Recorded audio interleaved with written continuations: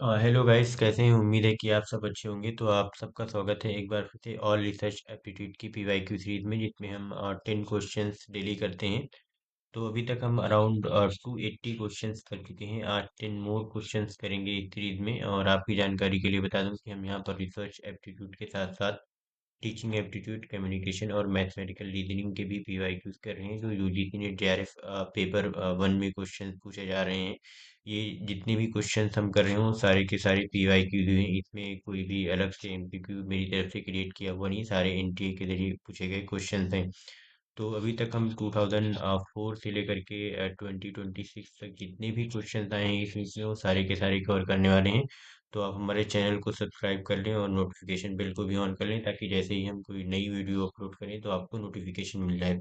तो देखते हैं आज का पहला क्वेश्चन क्या है। While presenting the research outcomes and sharing same with others, in which of the following research type the style has to be impersonal?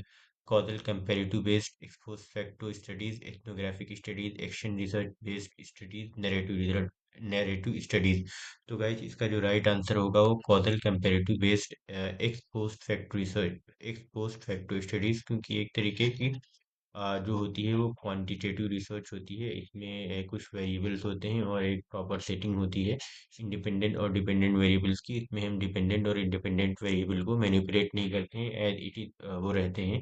तो जो causal comparative based export factor research होती है, तो जब हम जो यहाँ पे क्वेश्चन में कह रहा है, while presenting the research outcome and sharing the same with others, in which of the following research type the style has to be impersonal. तो स्टाइल एक तरीके से वो इम्पर्सनल होगी, तो ये कॉजल कंपेरेटिव बेस्ड एक पोस्ट फैक्टर रिसर्च में होती है। नेक्स्ट क्वेश्चन है, the major characteristics of correlation analysis is to seek out difference among variables, variations among variables, association among variables या रिग्रेशन अमंग वेरिएबल्स। देखिए प्रीवियस वाली video में हमने ये कोरिलेशन एनालिसिस के बारे में बताया था कि कोरिलेशन एनालिसिस में क्या होता है कि हम एसोसिएशन अमंग वेरिएबल्स देखते हैं, यानी वेरिएबल्स के बीच में किस तरीके की रिलेशनशिप पाई जाती है। नेक्स्ट क्वेश्चन है, in which of the following research paradigm the focus of concern is on interpreting reality in terms of participants perspective. देखिए काफ़ी रिपीटेड क्वेश्चन है। जब भी हम रियलिटीज़ को इंटरप्रेट करें इन टर्म्स ऑफ पार्टिसिपेंट्स पर्सपेक्टिव, या जो है कह लीजिए कि कल्चर को स्टडी करें, पीपल को स्टडी करें, पार्टिसिपेंट्स को स्टडी करें, तो एक तरीके की एथनोग्राफिक रिसर्च होती है, जिसमें हम स्पेशली रियलिटीज़ पे फोकस करते हैं। नेक्स्ट क्वेश्चन है, in experimental research based studies the observations derived from which of the following variables are considered for statistical analysis. तो इसके ऑप्शंस हमारे पास हैं, independent variable, dependent variable, moderator variable, या फिर जो है हमारा कंट्रोल वेरिएबल। तो इसका जो गाइस राइट आंसर है वो है डिपेंडेंट वेरिएबल। क्योंकि डिपेंडेंट वेरिएबल कैसे होगा, देखिए जब भी एक्सपेरिमेंटल रिसर्च होती है, तो जो हमारा रिसर्चर होता है वो मैनिपुलेट करता है इंडिपेंडेंट वेरिएबल को एक्सपेरिमेंटल रिसर्च में। तो he observes and mirrors the effect of that manipulation on the dependent variable. तो जो भी ऑब्जर्वेशंस होते हैं रिकॉर्ड किए जाते हैं for statistical analysis, therefore they are taken from the dependent variable की, डिपेंडेंट वेरिएबल के ऊपर क्या इम्पैक्ट पड़ा इंडिपेंडेंट वेरिएबल को मैनिपुलेट करने से। तो इसके ऊपर जो भी इम्पैक्ट पड़ा है उसको हम ऑब्जर्व करते हैं। तो हमारे जो ऑब्जर्वेशंस होते हैं स्टेटिस्टिकल एनालिसिस के लिए, ये हम रिकॉर्ड करते हैं फ्रॉम डिपेंडेंट वेरिएबल, और मैनिपुलेट क्या करते हैं इंडिपेंडेंट वेरिएबल। तो इसका जो राइट आंसर होगा वो डिपेंडेंट वेरिएबल।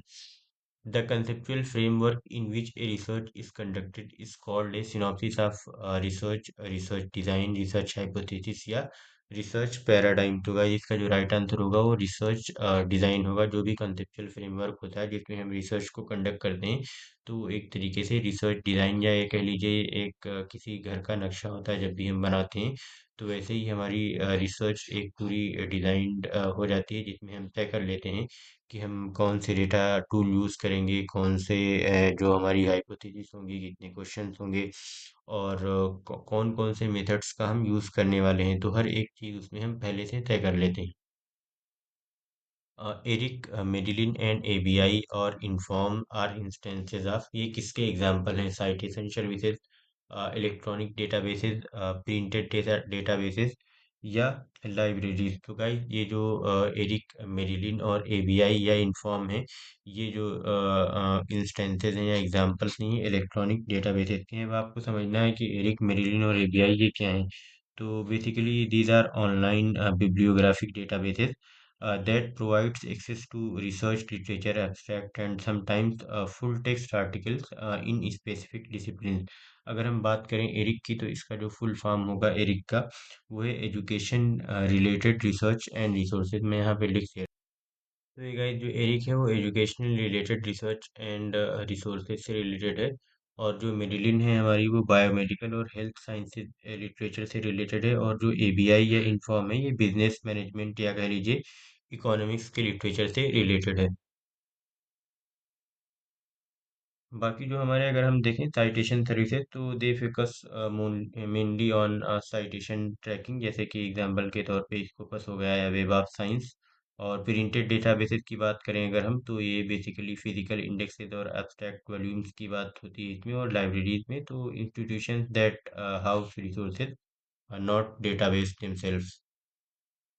तो इसका जो राइट आंसर है गाइस वो इलेक्ट्रॉनिक डेटाबेस है। नेक्स्ट क्वेश्चन है, the time frame in which a study explores the situation or problem is also called. Reference period, as, longitudinal या रेट्रोस्पेक्टिव टाइम। तो इसका राइट आंसर जो है भाई वो है रेफरेंस पीरियड।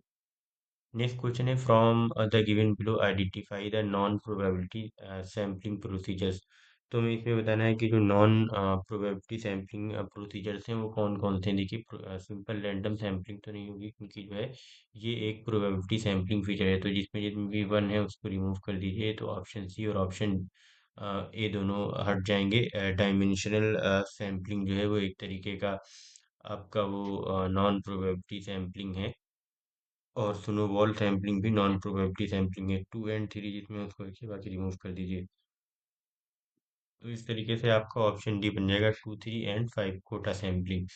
और बाकी स्ट्रैटिफाइड सैम्पलिंग और क्लस्टर सैम्पलिंग जो है वो एक तरीके से प्रोबेबिलिटी सैम्पलिंग के एग्जाम्पल हैं। तो इसका जो राइट आंसर होगा टू थ्री एंड फाइव। यहाँ पर मैंने आपके लिए एक स्लाइड ऐड कर दी है समझाने के लिए कि प्रोबेबिलिटी और नॉन प्रोबेबिलिटी सैम्पलिंग क्या होती है। देखिए प्रोबेबिलिटी सैम्पलिंग वो सैम्पलिंग होती है जिसमें हर एक जो यूनिट होती है सैंपल की, उसके सिलेक्ट होने के जो चांसेस होते हैं वो बराबर होते हैं, इक्वल होते हैं। जैसे यहाँ पे देखिए प्रोबेबिलिटी सैम्पलिंग में चार टाइप्स होती हैं, simple random sampling, systematic sampling, stratified sampling and cluster sampling. और नॉन प्रोबेबिलिटी सैम्पलिंग में कन्वीनियंस सैम्पलिंग, पर्पसिव या जजमेंटल सैम्पलिंग भी बोलते हैं इसको, और कोटा सैम्पलिंग या स्नोबॉल सैम्पलिंग। तो जो हमारी सिंपल रैंडम सैम्पलिंग होती है, तो each member has an equal known chances of selection. जैसे बाउल है, कटोरा रखा हुआ है, तो इसमें से अगर हम कोई नंबर उठाना चाहें तो हर एक नंबर के इक्वल चांसेस हैं।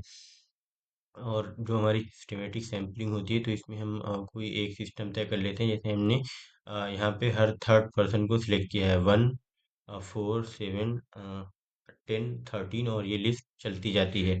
तो इस तरीके से सिलेक्टिंग एवरी nth या kth number from A list after a random start. जैसे हमने कोई रैंडमली थ्री से स्टार्ट कर दिया, तो अब थ्री के बाद जो हमारा होगा, पहले वन इसको हमने कहा, तो हर एक इसमें एक सिस्टम बना दिया ना कि हम हर थर्ड पर्सन को सिलेक्ट करेंगे। तो ये वन, फोर, सेवन, 10, 13 ऐसे जाएगा ये। और स्ट्रैटिफाइड सैम्पलिंग, इसमें जो है कुछ ग्रुप्स होते हैं जो सेम क्वालिटीज़ को कैरी करते हैं। जैसे ये एक रूरल ग्रुप हो गया और ये अर्बन ग्रुप हो गया। Population is divided into sub group या स्ट्रेटा कह लेते हैं, and random samples are taken from each by age group. तो जैसे जो है इसमें से हम कोई न कोई जो है रैंडम सैंपल ले सकते हैं एक हर एक स्ट्रेटा से। और जो क्लस्टर सैम्पलिंग होती है, population is divided into clusters and entire clusters are randomly selected. For example schools in a city. तो जो है जो क्लस्टर्स होते हैं, वो हम डिवाइड कर देते हैं पॉपुलेशन को क्लस्टर्स में, और फिर वहाँ से हम क्लस्टर जो है रैंडमली सिलेक्ट कर लेते हैं। बाकी जो कन्वीनियंस सैम्पलिंग है, ये selecting individuals who are most readily available. जैसे कि स्ट्रीट इंटरव्यूज हो गया, आप गली में गए और किसी का इंटरव्यू कर लिया, जो सबसे पास मिला उसका इंटरव्यू कर लिया।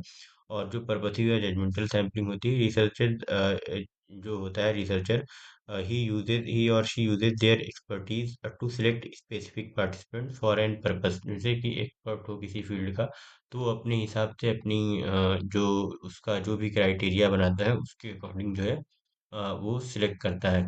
और जो कोटा सैंपलिंग होती है, जैसे मेल और फीमेल के दो ग्रुप बना दिए, हमने कहा कि 50 मेल का इंटरव्यू लेंगे और 50 फीमेल का इंटरव्यू लेंगे। तो ensuring specific sub groups are represented to meet a preset quota. ठीक है, जैसे यहाँ पे एग्जांपल में लिखा भी हुआ है 50-50 वुमेन एंड मेल। फिर है स्नोबॉल सैंपलिंग, जिसमें existing participants must refer future participant from their network.